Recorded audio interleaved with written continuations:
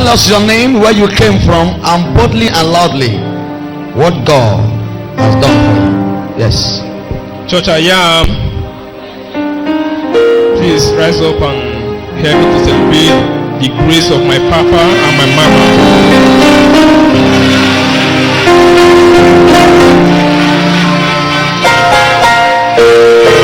Yes. My names are Moye Aaron Oyemechi. I'm from Umnede, Delta State. So my testimony goes like this. That was on Thursday night, Friday morning. I came back from work around after 10 in the evening. Then I met my daughter, my wife, and her mother. So my daughter was crying seriously. Then I called my wife, what is wrong with this baby? She said, I don't know, that she had been crying since 3 o'clock in the afternoon. And this is somebody that does not know how to cry. Let me just put it that way. She barely cried. Then I told her, okay, give me the child. Maybe she's missing my present. Then I have to carry her, play with her. Oh, no avail. She was still crying. Then I told her, okay, since she keep on crying, then give her breast to suck. Then she told me that she had been forcing her to suck, that the baby refused to suck. I said, okay, what are we going to do now? Get me the glucose water now, which we normally give to her. Then she brought the glucose water. I tried to give her, no. She refused to take the glucose water. Then that was around after 11. Then I remember the mantle Papa gave to us last Sunday.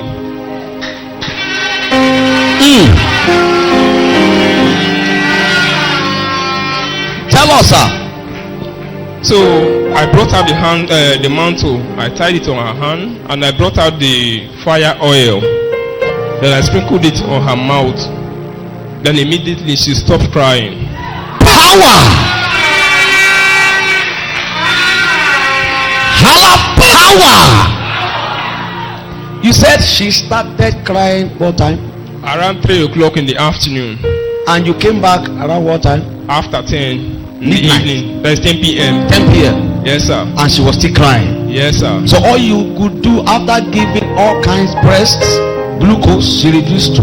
She refused to take the glucose and she refused to suck the breast. And you remember the fire oil? Oh, yes, sir. With the mantle. Yes, sir. You now sprayed in her mouth. Yes, sir. That ended the cry. Yes, sir. Are you clapping for Jesus?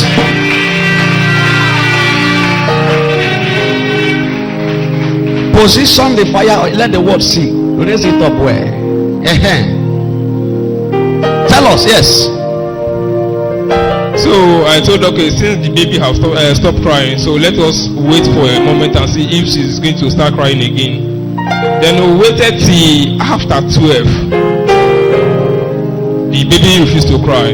Then I told the mother, okay, since the baby have already stopped crying and she's not sleeping, then take her to her bed to sleep.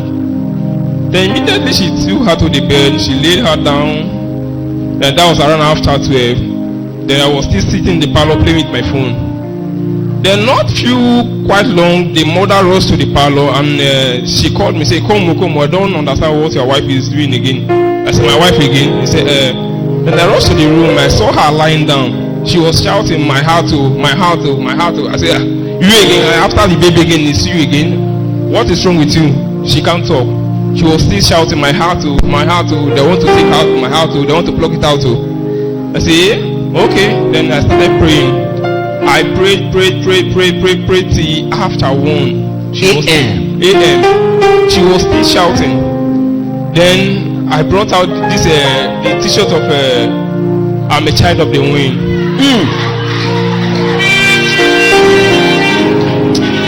Look at your neighbor, say neighbor. Say neighbor, in case you do not understand, I am a child of wind. Clap your hands for Jesus. Yes. So I brought out the t-shirt. I wore her the t-shirt.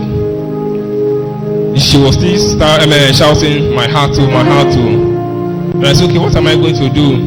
I called Pastor Chiboy. That was around after 1 a.m. in the morning. Then the phone did not even ring up to 2 times. he picked the call. He said, okay, Ron, what is it? I say, sir, not what is it. This one don't pass my power. That I don't know what to do again. My wife, I don't know, I can't understand her. He told me, okay, he gave me some few prayer points that I should pray. Then I prayed the prayer point he gave me. The pain was still there. Then after some minutes, I started knowing that foam and saliva is coming out from her mouth. Then I shouted and said, no. Then the mother advised me, let's take her to the hospital. I told her, no, this is not a medical issue, that is a spiritual attack. Then I have to trek because my house, I don't have a parking space where I can park my machine. So I do drop it at my mom's side. Then I have to trek from my house down to my mom's side to carry the machine, which is very, very far distance. Then I got there, took the bike, and I told my mom, look at what is going on, that my wife is going. Then she said, okay, that she's coming with me. Then she was advising me again that we should take her to the hospital. I said, no, that I can't take her to the hospital, that I'm taking her to the church. And she said, okay, no problem, since that is of faith. I said, yes, let's go. So she came with me to my house. We carried my wife to the and put it on top of the machine. And I drove from Nede to Agbor here around after 1 a.m. Then I go to the church premises here. There was nobody. I told my mom, if you can only help me to carry her, to drop her out there, that she'll be fine. Power. I like your faith, sir. Can you clap your hands for Jesus?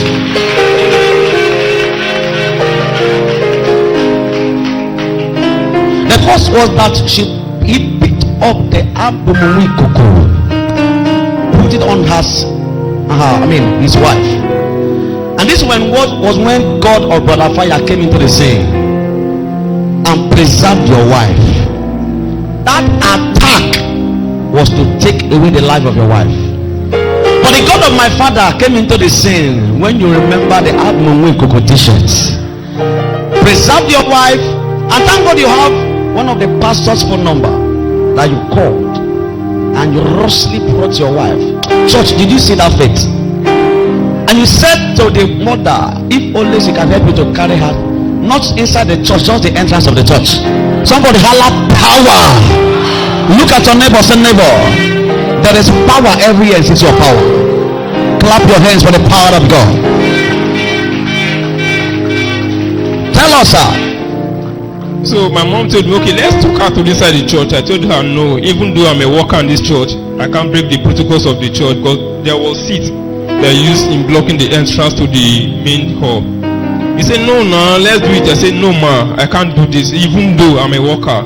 He said, okay. Then we dropped her at the entrance there. So I saw immediately. I saw that their wife will not die. I said, amen. Then Pastor Chipoy called again. He said, where are you? I told him we are in the church. He said, the church. He now called the phone. Not quite long. A strange number called me. I didn't know it was Papa. Oh!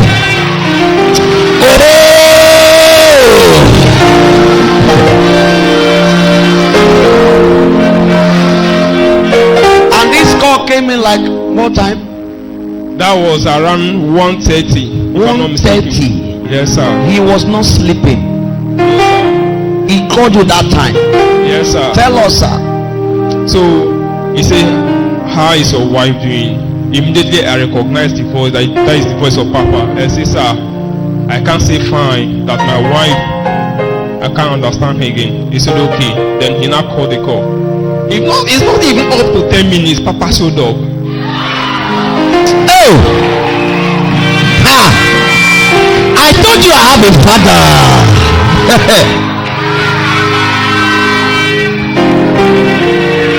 My father will arrive for your sake. I said my father will appear for your sake. If you holler a better amen, I just spoke to you. Tell us, sir. He arrived. Please help me to celebrate the pastors also.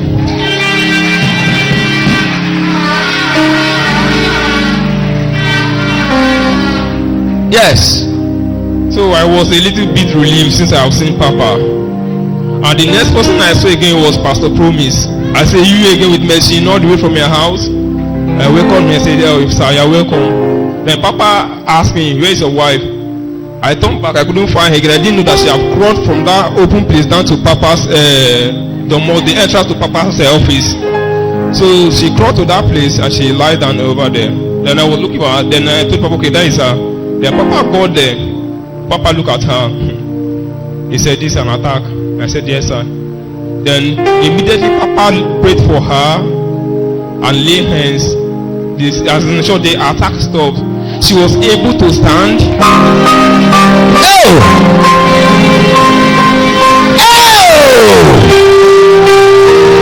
Why are you clapping like you don't know that she was restored back to life? Why are you sitting down that you don't know that somebody that was dying, God brought the person back to life? Higher power. He said the wife was already dying. Foam was already coming out from her mouth mixed with her saliva, and she was not moving again.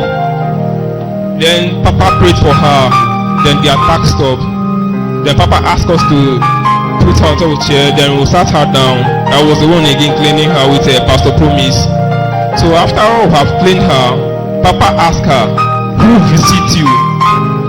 He said, some few persons. So he said, who? Then God started revealing some things through Papa, and Papa started giving us prophecy that I'm seeing a lady, not tutor, that did this to her.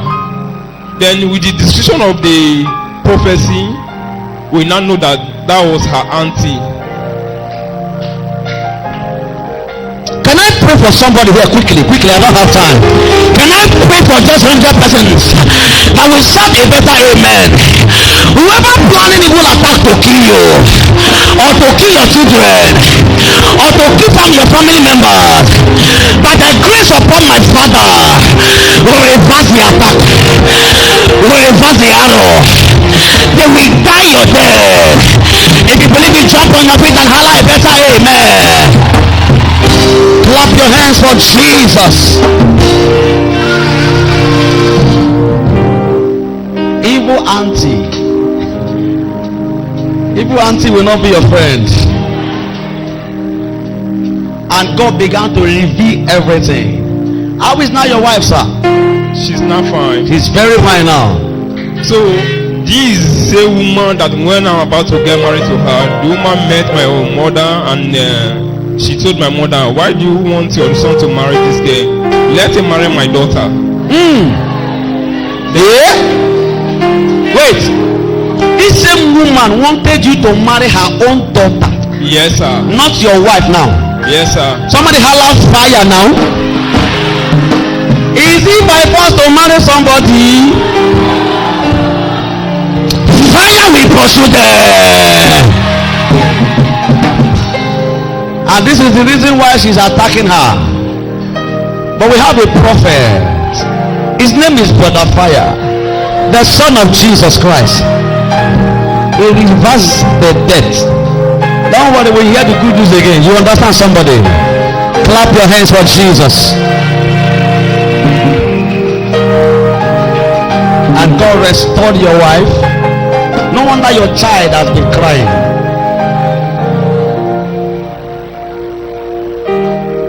Somebody clap your hands for Jesus. We don't have time. Please, sir, with this your experience of the God of Brother Fire, that you beckon on the grace, and your faith was still important because you have faith. You know, many persons would have, other persons or some persons would have carried their wives to the hospital first.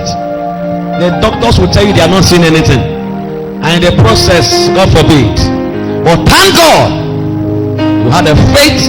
You know where you were coming from. Rushed your wife to the church, and God delivered her. Please, from this experience, I want you to advise viewers all over the world, and the ones that are sitting down here, please, just one or two advice. Yes. Before my advice, yes. Then Papa told us that they wanted to, the woman wanted to kill her at the same time kill my daughter. Then I said, God forbid. He said, he said Had it been that the baby sucked the breast milk, that is all. So I now said, okay, sir. Then he now warned us never to allow anybody to visit again. So my advice, first of all, goes to the viewers all over the world. The grace you beckon on matters a lot in your life.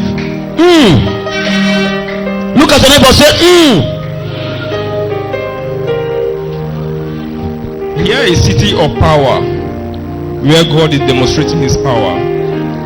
No matter what you are facing in life, is it a financial problem? Is it barrenness? Is it health issue? Locate this ministry, city of power, and God will answer your prayer. clap your hands for Jesus.